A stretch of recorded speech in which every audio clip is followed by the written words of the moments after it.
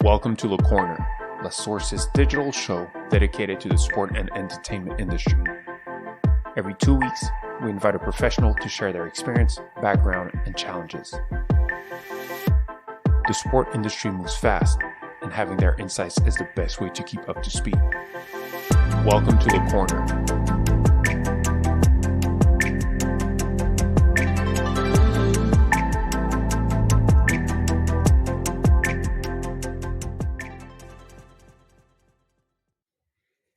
Hello, everyone, and welcome back for this new episode of LeCorner. Today, we have the pleasure to welcome Chris Schlosser from the MLS. Hi, Chris. Hey, guys. Good to see you. And for us to be well joined, there is the one and only CEO of La Source, Sam. What an introduction. Great to be here with you guys, JB and Chris. No, but I'm super happy that you are on this podcast because it will be your pleasure to remind all of our audience and all our listeners that your player is playing in MLS. So that's something that you can be proud of, I think. So, well, if you're not fans of Toronto FC, go check the website out. What a team, what a club, what a league. Especially for 2021, right? Great start. They're going to get there. They're going to get there. A lot of people picked them to win early in the year, so we shall see how it goes. Transformation is coming. Yeah, actually, you know what? One of the good things about MLS is competitive balance. Like Northern American leagues have understood that in terms of how you make sure you're competitive and that every year you don't know who's going to be the winner. So fingers crossed for your brother, Sam. But let's jump right into it, Chris. We're not here to talk about Sam's brother or what he's doing. For our audience, we like to start with a bit of presentation of yourself, not maybe the academic background, but prior to the MLS, what you were doing and the different roles you've been having as well. I know you started around the internet boom, around MSN, but can you tell us more about that? Yeah, my first job really was at DoubleClick, actually. In New York, just as the internet advertising world was starting.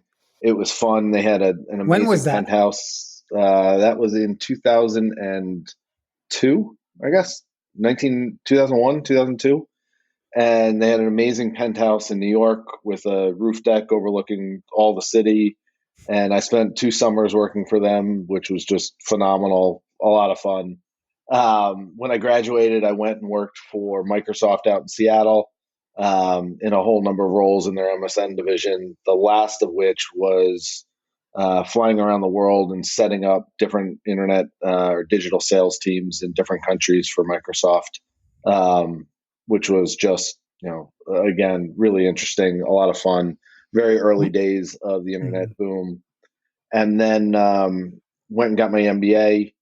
And as I was finishing up my MBA, I've been a lifelong soccer fan and went and sat in Sunil Gulati's office for, some career advice and said, I'd really love to get involved in the soccer thing. He told me, no, you have an MBA. Don't do that. You won't make any money. Go do something else. And I said, no, I'm really interested. I like this. I pitched the commissioner on an idea to start a digital business and to roll up all of soccer in the U.S. in one digital business. And I guess he liked the idea, so he hired me to write the business plan. And then when I graduated, they hired me full-time as the first ever digital employee of the league. That was in 2008. Wow. And I've been...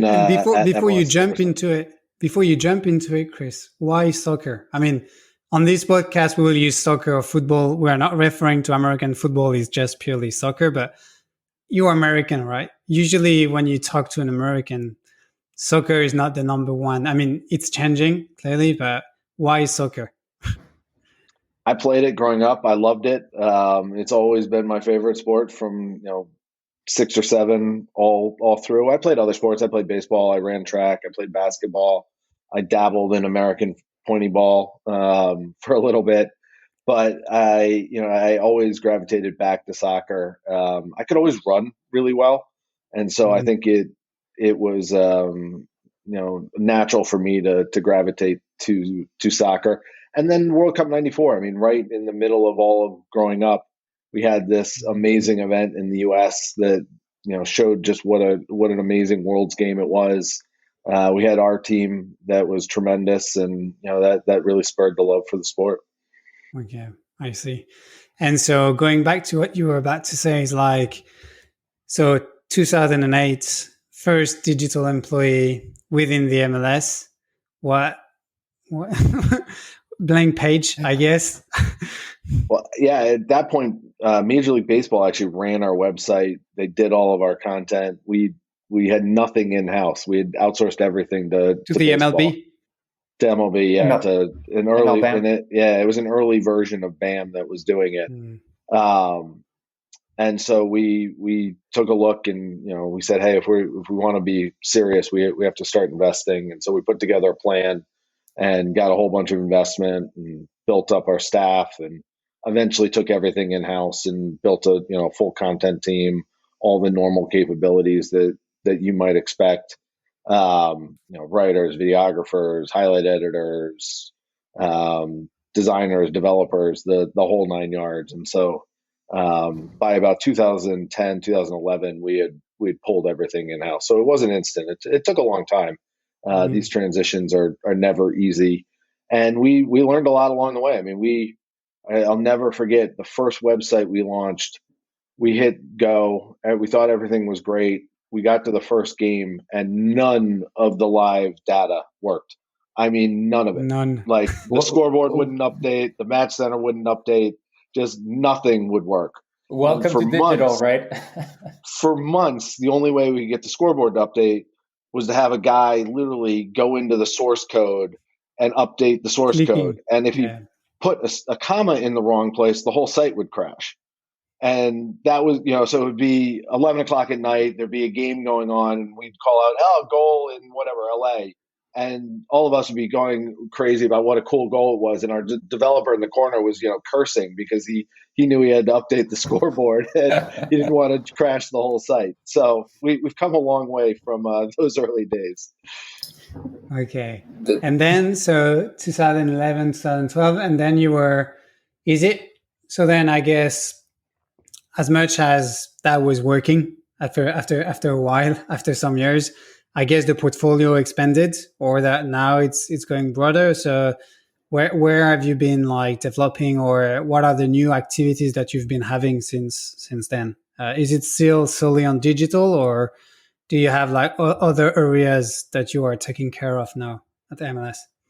Yeah, while I still oversee our digital business, I spend a lot more of my time on our media partnerships, how we broadcast our games, and then new initiatives for the league, which recently has meant a lot of time on sports betting, NFTs, some of those things. So it's a much broader purview today than where it was originally. So it started with digital, but now you can say that you have three pieces. So the digital part still, media partnerships, and the new revenue streams or the new digital products around betting or NFTs or anything new coming up. Correct. Yes, Sam? Yeah, I was going to ask what falls into the media partnerships, like in terms of locally, I guess, in the US market, and internationally. So the way, it's really interesting. The way the MLS's rights are structured, in the U.S., about 100 games a year are broadcast on national television, ESPN, Fox, Univision, and that's true every year. The other games in the market are broadcast locally via some local affiliate, usually like the local CBS or the local Fox. TV. Over-the-air television will be the partner in broadcast. Sometimes it's an RSN. And then out of market, they're streamed on ESPN Plus as part of ESPN's direct-to-consumer offering, and that's in the U.S. And then internationally, outside the U.S., there's all sorts of partners in different parts of the world. Sometimes it's ESPN, sometimes it's beIN, sometimes it's DAZN. We have a whole wide range of different partnerships. And then in addition to that, so that's kind of our core live game business. Mm-hmm. But then over the last 3 or 4 years, we've really built up a roster of just purely digital partners as well. who have highlight Highlights. rights Yeah. or premium content rights or the ability to create other things. And that's the Twitters of the world, Bleacher Report, Overtime, Twitch, those kind of people. So how do you come to slice? I mean, before it was kind of all bundled. So how do you come to slice those rights? Is that the MLS? I mean, are you leading this, or is it with the commissioner, with Dan Garber? Is it with the marketing team as well? How do you come to the position where you say, all right, we have our live sports and media rights deal, which are the biggest, but you know what? We can maximize also the exposure, or we can maximize potentially the sales through highlights, through some premium content. How does this come to fruition, more or less? So the first deals that always get done are the big live rights deals, right? Yeah. The actual broadcast deals. And for us, the last round of those deals was done in 2015 and run 2016, and they actually all end at the end of our 22 season. So we're in the middle of trying to figure out what that future looks like. But the first thing you do is you go cut those live deals in any market around the world. And then once you have those, the league retains certain rights. We retained, certain highlight rights, certain footage rights, the ability to go create, long form documentaries, those kind of things. And once you have the live games in a good spot, then you have an opportunity to go talk to folks and say, all right, what else can we do? And, like a Twitter, for example, actually does broadcast a game of the week for us in English, which is kind of interesting. But largely they want to talk about highlight clips or other kinds of content. Similar, Bleacher Report. Bleacher Report really wanted the ability to go create premium content for their channels.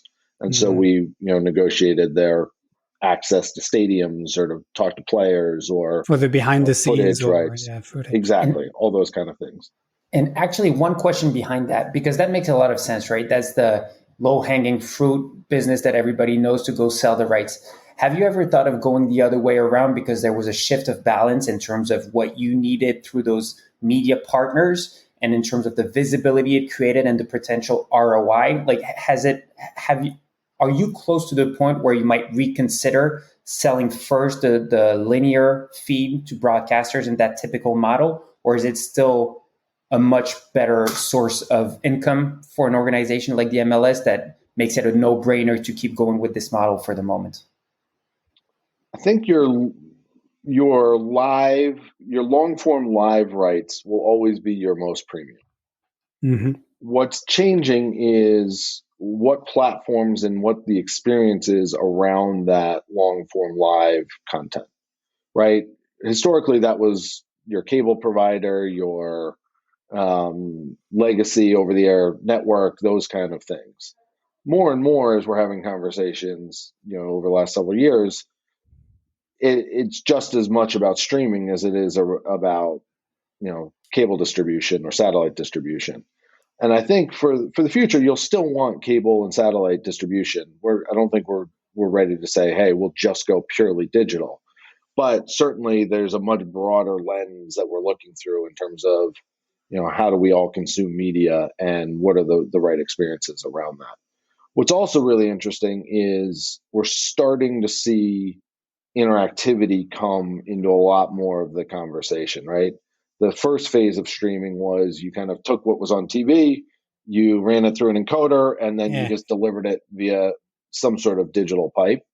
Now, Twitch has really been at the forefront of this, but there are many other platforms working on it.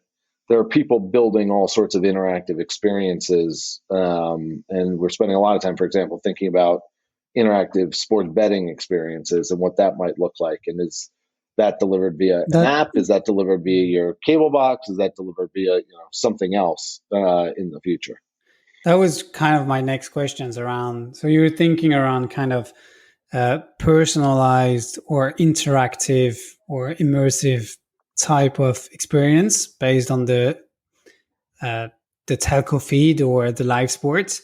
But what is really driving for you? Like you mentioned also the NFTs, which is in a way some kind of a reward for the fans. So just a broader questions in terms of like, interactivity or two-way things. It's not just you sending an image and a signal, but rather allowing the fans to actually potentially engage and have an impact, not on the game, but during the live stream. So what are the priorities for you? Like, okay, we've moved from linear to digital. That was the first step, but nothing very much different. How do you see that trend changing? And I don't know if you see that coming in my questions, but I know you were one of the first leagues in football to start working as well with Second Spectrum to a certain extent. So how do you see, like, first the next gen of viewership of podcasting, but also what are the most important things to look at for the digital platforms? Well, let me take a step back, just help explain for the listeners what MLS's positioning is in the marketplace and who our fans are, because that will help inform some of the conversation about what we're doing. We see ourselves really as the home of innovation in global football. We see ourselves as the league that can push the envelope and perhaps do things a little differently than some of the leagues in Europe or elsewhere. And we're excited about that. We have the youngest fans in American pro sports. Our viewers are significantly younger than MLB, for example. And as having the youngest fans in American sports, they expect us to push the envelope, right? We have more Gen Z consumers than any of the other leagues. We have a significantly more Hispanic audience than any of the other leagues. Our fans, if you look at any of the research, they're more likely to stream. They're more likely to be heavy mobile users. They're more likely to own crypto. They're more likely to be mobile sports bettors. They're more likely to. So you're the best platform to test all the kind of new stuff. Yeah. So for us, if we're not innovating, what are we doing, right? Like, we have to lean in because our fans expect it. I mean, and if you think about the history of sports, radio really built baseball, right? If you think back to when they really got their growth, that was based on radio broadcasts. TV built the NBA and the NFL, and they really came up in the television era. And soccer in North America is really coming up natively in the digital era. And so we kind of are the first digitally native sport that's been growing based on the internet. You asked me, well, why soccer? Part of the reason why I could get into soccer is the internet was just coming up when I was paying attention. And so I could actually find news and information about what was going on in the sport around the world. And it wasn't just what was on, Sports Center that I could consume. I could actually go out and find things that were interesting to me. And that was really the first time that soccer was available in the United States, because mainstream media back then in the 90s didn't ever really cover soccer. And so we needed the internet to come along in order for the sport to grow in North America. So I use that framing just as a way of understanding kind of who our consumers are and why we spend time thinking about these kind of things. Oh, that's great. And I mean, we know each other for quite a while now. So I think what you're doing is great at the MLS level. Maybe it's not as, in terms of reputation from a pure European perspective, it's because the brand, the players are quite high profile in Europe. So we tend not to look at it, or we look at more the NBA. But I can say that the MLS has a very strong, I mean, that's something we will touch upon like a bit later in the discussion. But going back to the Second Spectrum and the different moves in terms of partnerships, how you've been building this kind of new digital experience for those younger fans.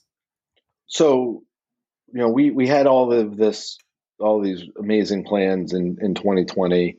Obviously, it was a fascinating year with the pandemic, threw us for a loop. But in some ways, it allowed us to test things that we never would have tested otherwise. Like, for example, in our tournament in Orlando, we decided, what we're going to do? We're going to put the audio live for the ref when he's talking to the video replay official. We're going to put that on the broadcast. And we're just going to try it. And that was interesting. We thought it was phenomenal. Our fans thought it was phenomenal. Some gentleman in Switzerland told us to knock it off and send us a cease and desist letter. But that's okay, right? We want to push the envelope in global football and think about how do we create new experiences. Similarly, we got we didn't have fans in our stadiums, so that allowed us to create all new camera angles. We could fly drones over our stadiums where you could never fly a drone over the stadium if there were fans in the seats, and that provided another whole new perspective. We created in Seattle this incredible rail camera that ran the whole length of the field and tracked the ball and the player as they were running. And you just got these amazing cinematic shots of the goal buildup from midfield all the way down the field, and the camera's running right in line. Just like 100-meter. Yeah, it's incredible. And again, you couldn't do that at the right angle if there were fans in the stands. Yeah, I was going to say, being probably one of the rare Europeans watching, a lot of MLS and European competitions, what you guys did in terms of innovation compared to the innovation that came to Europe.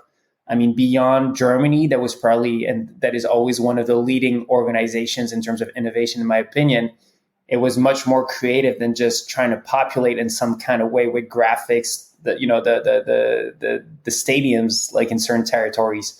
And I think that younger generations aren't so much about the next camera, right? Which is the old way of thinking of just having one extra camera that will bring a difference. It's about those old things, the microphone for the ref, or, feeling closer or hearing what's actually happening is something that we see a lot of value in. So it's no longer about what was thought about by the older generation of linear content, one feed for everyone, but more of customized, personalized, a bit different, that makes you react and actually interact on top of the content. That's 100% the future, right? If we are on a digital platform and we have all the benefits of being on IP and digital and we can do things, why aren't we building all sorts of user-controlled interactive experiences? If you look at streaming today, the best streaming experiences really still are taking something that was produced for your television and just delivering it to you on a different device or via a different pipe platform. And we can do so much more now. And I think that's really the next step, is building those interactive experiences. Yeah. And this is kind of also why I was picking your brain, because we know right now, being in the digital space, that digital is still smaller than linear or cable television, right? We know that the acceleration is there, but we're still pretty far from the revenue that you can get from linear. But that, from our perspective, at least working in the startup world, it feels like the digital transformation accelerated around coronavirus. So that's why I asked you the original question of how far do you think we are from shifting the mentality of selling the big linear package to broadcasters before focusing potentially on other digital opportunities, because there are so many takeaways, user knowledge, and additional ways of monetizing that audience.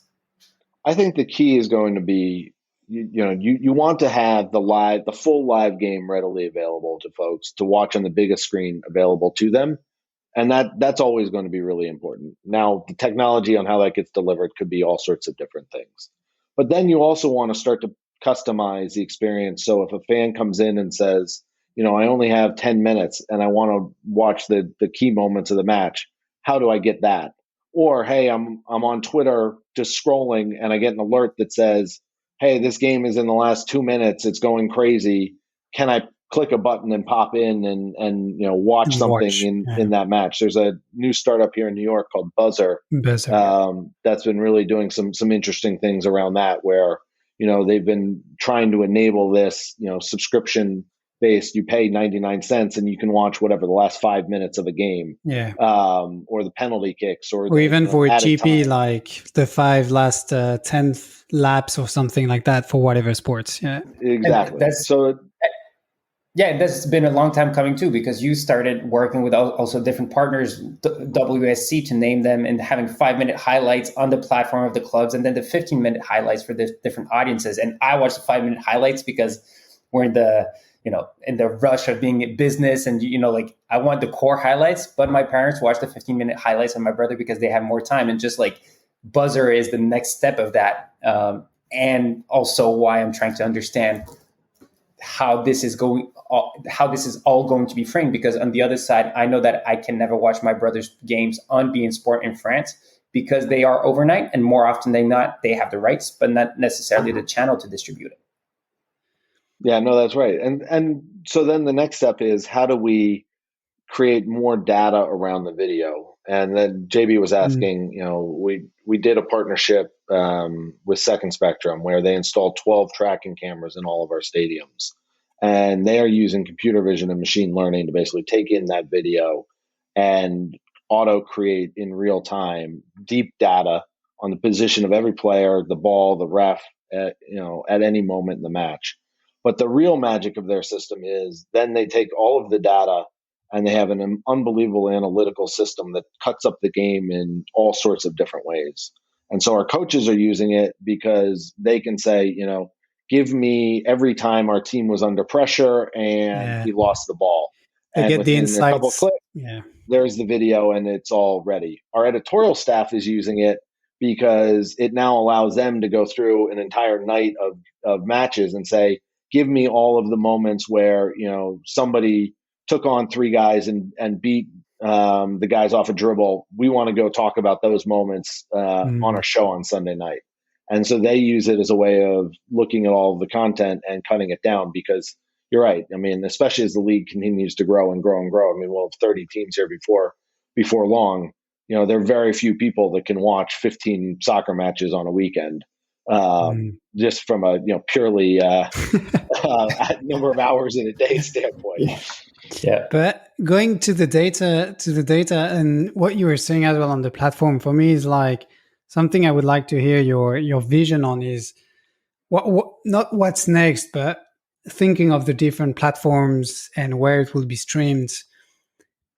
We've seen, like you mentioned, Buzzer with Bo that we know.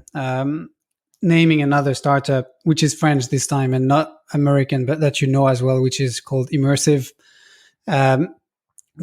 They could be using the data you would be collected to actually bring this kind of mixed reality or like immersive experiences based on the data provided by Second Spectrum. So for me, the question is how do you prioritize? Because we know as well Live Light, which is more like engagement widgets, and that you can get the insights from the fans with different polls or with different activations during the live game as well, or to try to retain them more. But what would be the priority from a MLS standpoint in terms of like being the most innovative league and always trying to look at what's next? So yeah, how do you prioritize those things? Prioritization is really hard. It is, there at any given time, I'd say there are 5, 6, 8, 10 inbound emails from different startups that are looking to work with us. And frankly, we've had to work with third parties to help us understand the space and to do surveys of the space, because it's just impossible to keep your fingers on every aspect of the technology space and all of the various startups all in a very global marketplace. So we partnered with RGA on Global Sports Venture Studio, which was helpful. We've looked at other partnerships in the space. The most important thing I found is maybe a practical one, where every couple of months, we need to set what our priorities are and then go find the technology that can help us address our priorities or our challenges or the things that we're trying to do, versus responding to inbound. Because so you are in the driving seat. You are in the driving seat and you choose. Take meetings inbound. You could take meetings all day long with really interesting startups, but you may not be able to ever actually do anything with it. If we can every so often say, here's the things that we're trying to accomplish, here are the challenges we have, now let's go try to find the startups that can help us achieve those things. That's just a much more productive way of us managing our business and actually getting stuff done. And the other thing is you don't want to waste startups' time, right? They have a lot going on in their world too. And so you don't want to just spin cycles to spin cycles. You're going to have every startup dream of the day they receive a message from Chris from the MLS, because they know they'll have been targeted for a particular need. But that's true. I mean, right now we're spending a lot of time, for example, on production technology and thinking about how do you produce games in the cloud? What do automated cameras look like?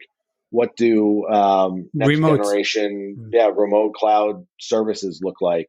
How do you use data to help power that? That's a big area of focus for us.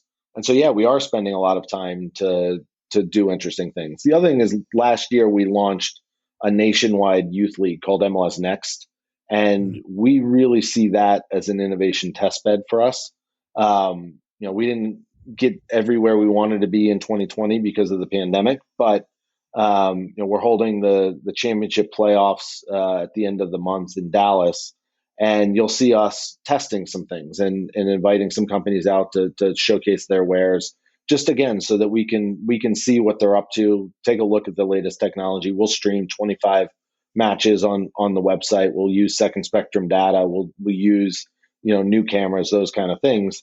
And I think you'll see us going forward leveraging MLS Next really as that chance to try things out without having the pressure of it having to be, in a first team game. So you would use it like your, not the playground, but your competitions where you could be a bit more like innovative because there is less risks towards. Yeah, exactly. Yeah, the different partners.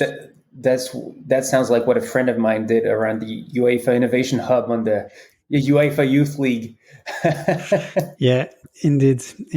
Quite a good one. But I like Chris reminding us of like being in the driving seat instead of just like compiling meetings all day and really seeing cool tech. But I think it's very much important for any kind of leagues or sports organization listening to us is like, you need to have a full understanding of who you are, where you are, your demographics, what are your strategic objectives. And from there, then you can press the button and say, okay, this is where we want to go. This is what we want to achieve.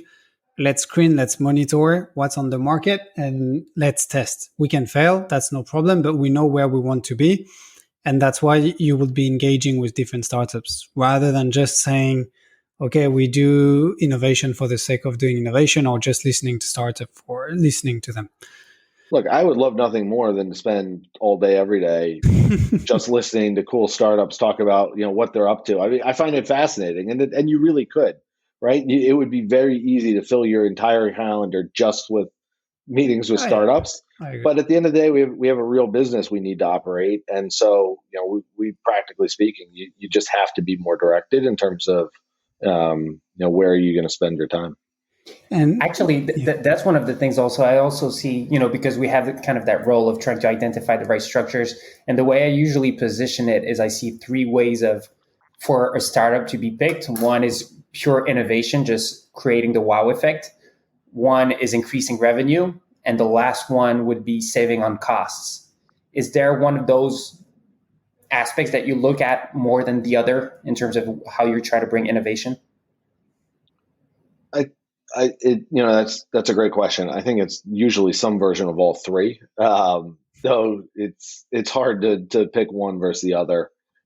At the end of the day, revenue always wins, and that's the reality. We can try to do cool, interesting things till the cows come home, but at the end of the day, revenue is going to be king, and we have a responsibility to our owners and our business to generate as much revenue as possible. The home run are those scenarios where you can create a better experience, and because it's a better experience, you have fans who spend more time on whatever the platform is. You have fans who really like it; they engage more, and because of that, then there's a really natural integration for sponsorship or subscription or whatever the business model is that then drives new revenue for the league. It's often hard to do it the other way, where you say, "Oh, we're just going to make new money on this." And then you roll something out and the fans don't care about it. And then you're left with, either a bunch of investment or an unhappy sponsor or whatever it is. So it has to be authentic. It has to be organic. It has to really work with the fans, and then the revenue can come. But at the end of the day, revenue will drive a lot of decision making. Yeah. Great answer. Could not agree more as well from another organizations I've been working for. The other point, Chris, like you mentioned data, and just even now in your reply, I wanted to pick up your brain a bit on data because it's a buzzword, or everybody is talking about data, and now the first party data and how a league can work in terms of like knowing better the fans, so better insights, retain them more, so that after you can create better partnership. And just like what you've just mentioned in terms of like the affiliation and having a better product so that the fans comes back, they engage more.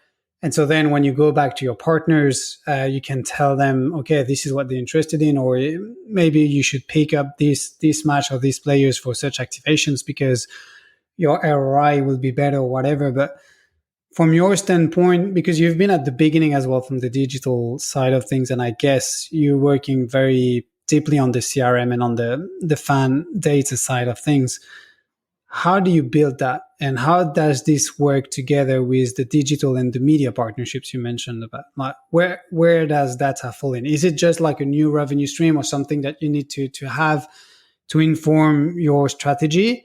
Is it something that you are directly selling to partners for activations? Where does data comes in for you? I guess at the highest level, it feels like we are at a bit of an inflection point. For the first 20 years or the last 20 years that I've been working in the space, it felt like there was more and more and more data capture. There was more tracking of users. There was more ability to just aggregate information about users, and then you would then use that information to, whether it was sell ads or personalized experiences or sell sponsors, those kind of things. And it feels like in the last 2 years, maybe 18 months, with some of the new privacy laws that have been passed, especially in Europe, with some of the changes Apple's made to their rules around apps and platforms, some of the upcoming changes that they announced around email tracking, it feels like we're on the precipice of a very different generation where it is a lot more difficult to aggregate user information or fan information, especially from kind of just general cookie collection or web collection. So I think it's going to put then the onus on organizations to truly provide value for their fan bases and for their users in order to capture or gather information. Some information we collect. For example, if you buy a ticket from an MLS match, that information flows into our database. If you buy a jersey, that information flows into our database. And I think largely those information flows will continue because it's based on purchase. It's based on significant PII that you basically have to give in order to deliver a ticket or deliver a jersey, those kind of a thing. And we'll continue to invest in those kind of data captures. But we've been talking a lot about spending more time on things like fan surveys or fan letting our fans personalize actively the website or the mobile app, and putting more control in their hands versus just using it ourselves, because we don't know that we can just rely on a cookie-based system going forward anymore. And that's really changing the way you have to think about a lot of this infrastructure. We do have a giant centralized database where we aggregate the league's data, the club's data. MLS is a little different structure because we're a single entity, so we operate a little differently than some of the other leagues. But that will continue to be a key focus for us. And then on the player side, I think we'll continue to aggregate more and more and more data with the goal of helping make players better, helping give the players more opportunities to perform. Yeah. Exactly. Yeah. Okay. I see. But one point you just mentioned, was interested is in 2-3 years time, do you think fans can be able to, would you allow fans to actually be part of the product or be part of the news or the content that will be on your website? Or even if I'm thinking, because maybe website will be useless in 2 years time, think of like MLS Voice or MLS Bot. Would you let the fans potentially reply or give their voice for the MLS kind of landing page or website or something like that? Is it something you were alluding to or not necessarily? I think, not to dodge your question on that one, but I think I don't know that. Look, there's a role for fans to play for sure, and we are actively looking at in all this new technology. If we're providing the platform, are there things that we're basically providing tools that the fans can use to organize themselves or to talk to Okay. one another, those kind of things. Okay. What I do think you're just edging into as well is the other big change that we're on the precipice of is, for the last 20 years, digital technology has meant a website, an app, those kind of experiences. Mm-hmm. And it feels like if you're following along with kind of the coded releases that Google, Apple, Amazon are making, we're about to trend into this world of computing, whether it's voice, whether it's the watch on your wrist, whether it's the glasses you wear, that we are trending towards a next generation of computing, and we are now going to be challenged to deliver experiences in completely new ways to interact with those different platforms. Thus far, it hasn't made a ton of sense to spend a lot of time worrying about Siri integration or Alexa integration, because yes, you could ask Alexa the score, but is that something you're really going to do other than kind of as a curiosity versus, just picking up your phone and getting the alert that, your favorite team scored a goal? Yeah.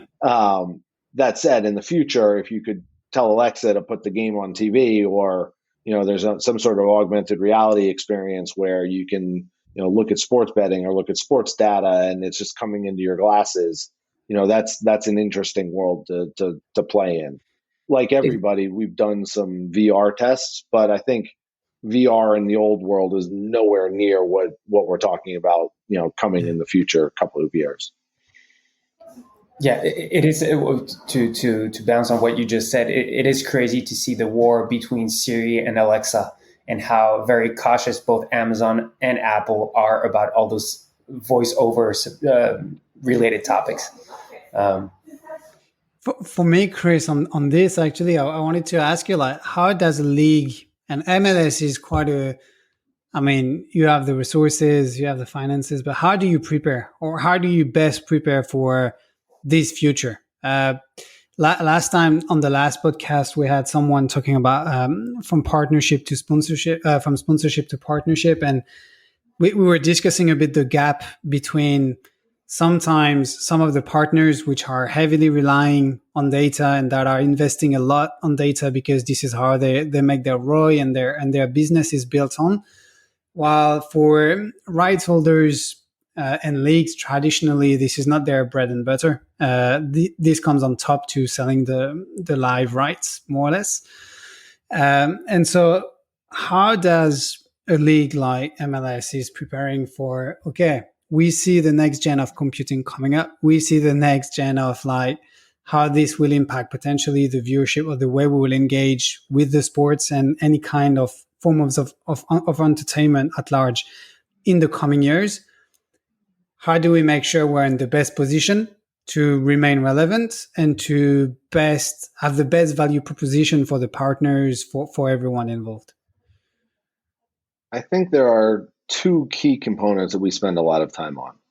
One is building really deep relationships with the Apples, Amazons of the world, because it's important for us to be on the ground floor, have direct lines of communication with them, understand what they're up to, have their help as they roll out products with beta testing and those kind of things.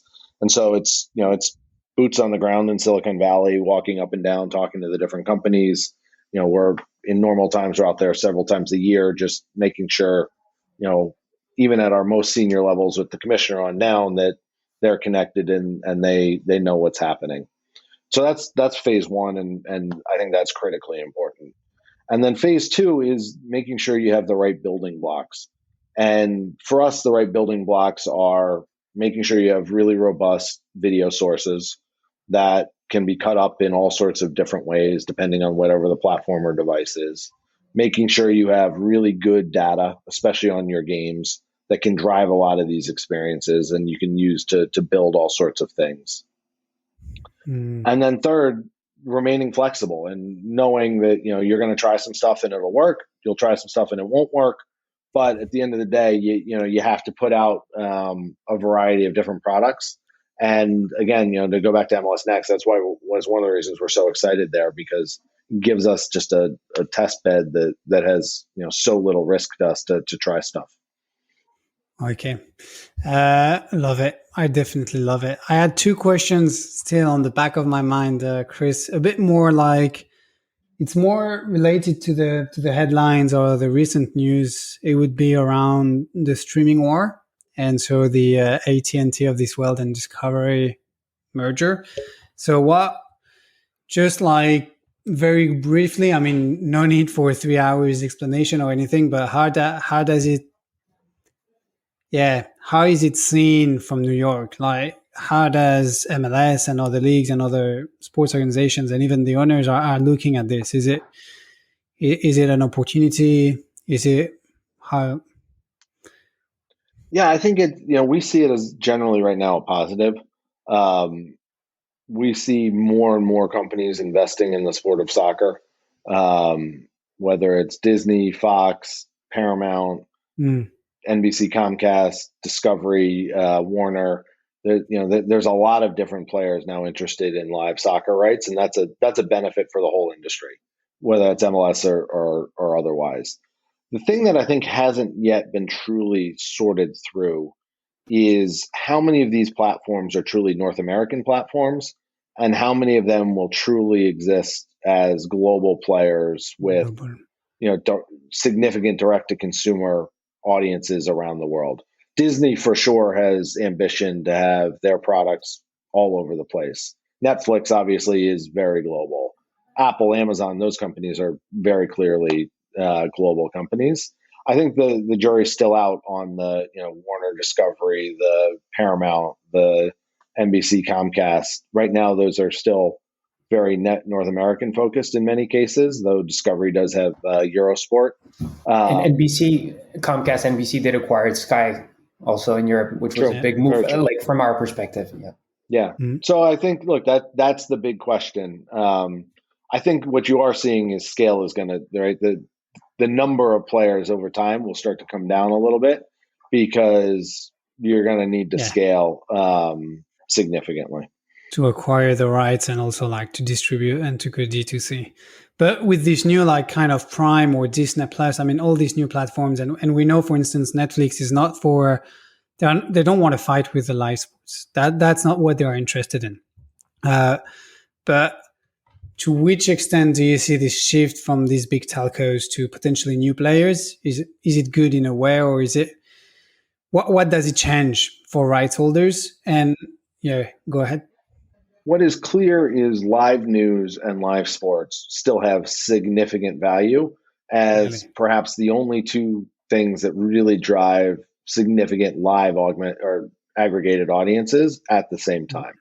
And so, that to me is the foundational point that's really valuable. The other thing is, you mentioned Netflix. Yeah, Netflix may not be in for live sports, but I think we probably all watched the Netflix F1 series.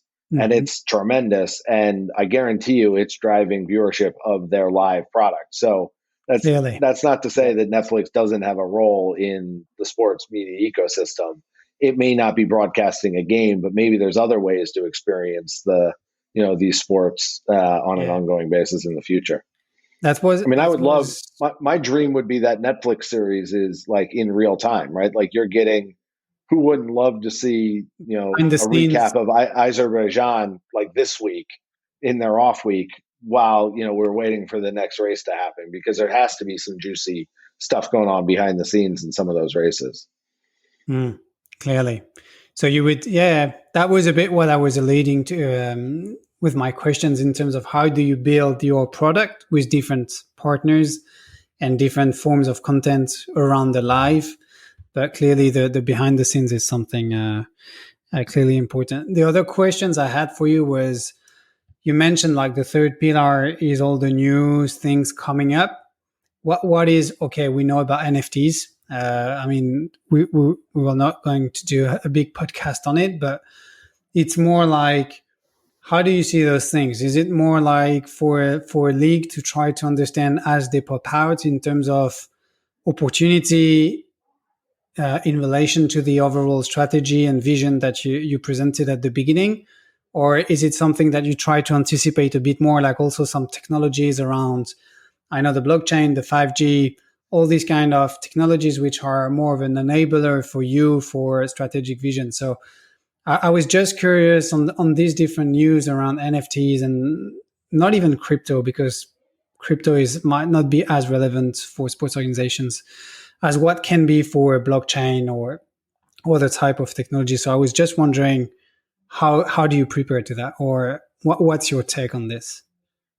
So the two big, I wouldn't even say future tech things, I would say the kind of two big things that we're just focused on executing right now are sports betting in North America.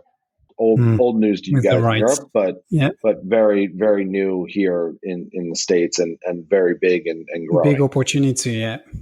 And then, yes, the talking point has been NFT, but I think the more interesting lens is just underlying blockchain technology. And are there good use cases for blockchain in and around the sports world? I think collectibles, mementos will be one pillar, and that could be an NFT, and that could look like all sorts of different things. It could be tied to fantasy, it could be tied to FIFA the video game, it could be tied to whatever other people dream up over time. But that's an interesting space, and I think you'll continue to see execution there. But then the blockchain itself could be used. I mean, we have teams starting to think about testing blockchain technology for their core ticketing as a really interesting opportunity. We have folks talking about blockchain for player transfers, and is there a better player transfer system based on a blockchain? Crypto may not have direct use cases, but it may. And I think crypto may be one of the hottest sponsorship categories in sports over the next several years, with crypto companies, exchanges, et cetera, sponsoring teams, putting names on jerseys, those kind of things. So I think there are big opportunities across the blockchain space over the coming years. Okay, cool. Because I know we don't have that much time left. I just wanted, I think you alluded to it at the beginning of the podcast. It was around how the World Cup in 1994 actually helped into not turning you, but being part of you being a soccer fan. I wanted to pick up your brain a little bit on the 2026 World Cup opportunity and how the MLS is actually positioning itself, or how are you preparing? I mean, we are 5 years ahead of this. There's some matches in Mexico and in Canada, but most of the games will be played in the United States. How do you guys prepare for this? Is it on your roadmap? What do you want to achieve through this? Well, just think about it from a purely business context. How often in business do you know 5 years in advance that there's going to be some massive event that greatly accelerates your business? I mean, you never brings have millions of fans. Right. You never have that foresight capability. So that's the most amazing thing, and it has implications throughout our whole business. If you think about the cycles for various deals, whether it's media deals, sponsorship deals, do you end those deals before the tournament? Do you extend it beyond the tournament? Everyone knows that there's going to be this giant acceleration, and so it brings really interesting dynamics. The key for us is making sure that when all of that acceleration comes, and it's looking more and more like the U.S. will have a really quality team by that time, with this young generation of players, many of which have been developed in our league. What can we do to take full advantage? Whether that's capturing data from fans who are interested, whether that's showcasing players, whether that's showcasing our facilities, our team brands, activating on a local market. There's just so many different facets to this, to say nothing of executing a really awesome experience, throughout the U.S., Canada, and Mexico. The other big piece for us is we see great opportunity to continue to deepen our partnership between U.S., Canada, and Mexico. And so we have something called the Leagues Cup today, which is MLS versus Liga MX. We have something called Campeones Cup, which is our champion versus their champion. it's not a stretch to think that, that will only deepen as we get more closer and closer to, the tournament. And that's a really exciting opportunity if you think about just where these two leagues could go in context of global football. Actually, that's one thing I wanted to piggyback. Once again, putting a bit of my personal experience through my brother, where he's born in 1986, and around the under 20s, the big target was that by 2010, I believe it was, U.S. soccer would be a major sport in the U.S. And it feels like it was by trying to push the sports performance at the forefront. And it feels like now it's actually the generation where sports is pretty well aligned with the actual audience that you were talking about at the beginning of the podcast, which is really Generation Z being more and more interested in football, in soccer, rather than in baseball, like in the previous generation. So it also feels like, and I don't know to what extent that was thought about before acquiring the rights, winning the World Cup 2026. But it feels like the alignment is now at the right place between your audience and your potential sports performance. Well, I mean, look, the league is 25 years old. That's the amazing thing to think about, right? Like in '94, when we had the last World Cup, there literally was not a first division league in the United States. MLS launched 2 years after that World Cup. And so it takes time to build up your fan base, to build up all the facilities, to build up all of the infrastructure. Our academy systems are just really starting to pay dividends on the development of really high quality prospects. Doesn't mean there weren't some earlier, but really, if you look over the last 2 or 3 years, you're seeing this wave of talent coming in. And that's true on the fan base side too. Think about somebody who is now kind of squarely in Gen Z. They may not have been born when the league first started, right? And they're just starting to, now they've basically grown up with MLS. And so as they come to, into adulthood, they can look around and say, what's the right experience for me? And the experience of going to an MLS game is very different than the experience of going to another sporting event. You guys take for granted the fan experience, but if you walk into one of our stadiums and the supporters are singing and chanting and jumping and waving flags and lighting flares for 90 minutes, completely that different. is very different than going to a baseball game where the scoreboard tells you when to clap or when to stand up or when to sit down. I mean, it's just to say nothing of the fact that a soccer game is 90 minutes, 2 hours. You are done, out, back, on with your day. And some of the other sports, it's 3-4 hours. It's your entire day. And that's just a very different experience. And so, the other thing I'd say is I think Gen Z in the United States anyway is much more globally minded. Again, thanks to the internet, they have connections with people all over the world. They see things all over the world. And so part of the attraction of the sport of soccer is you can follow this beautiful global game, right? You have your favorite player may go play in Europe, or your team may buy a great young player from South America. The national team is going to play in a World Cup, and all of that connects and is part of being a soccer fan. So yeah, you love your local club, but you love the fact that it's connected to the global game and it's always on and there's always stuff happening. And I think that really appeals to the more globally minded, more connected Gen Z than perhaps previous generations who didn't have all those connections cross border. Not to wrap up, but maybe to conclude on this, Chris, is like, based on all what you've just said, where would you see the MLS in 3-4 years? Like in an ideal world, like what would be the best achievement? Is it to be closer to European football, or is it to, you mentioned MLB or the leagues in North America? Is it to be to be closer to them in terms of audiences, in terms of like viewership, in terms of awareness? What would be, if you had like one or two key stuffs, like in an ideal world, prior to the World Cup or just around the World Cup? I think we will have more of our teams truly mattering in their local markets, really becoming key components of their city's sporting scene. I would say about half our teams really truly matter today. And I think, in 4 or 5 years, you'll see more and more of them truly mattering. And I think the level of play will just continue to increase and increase and increase.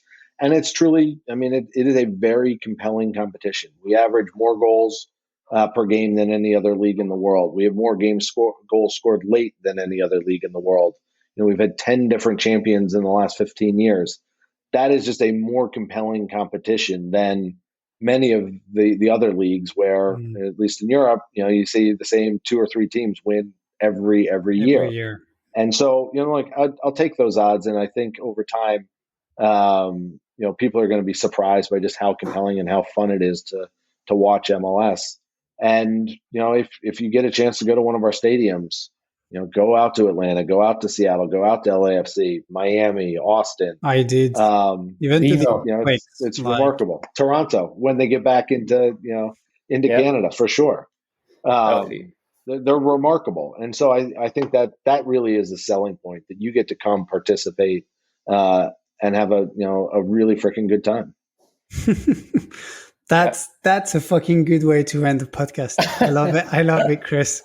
That's a good one. No, really. Thank you very much for your time. I really appreciate it.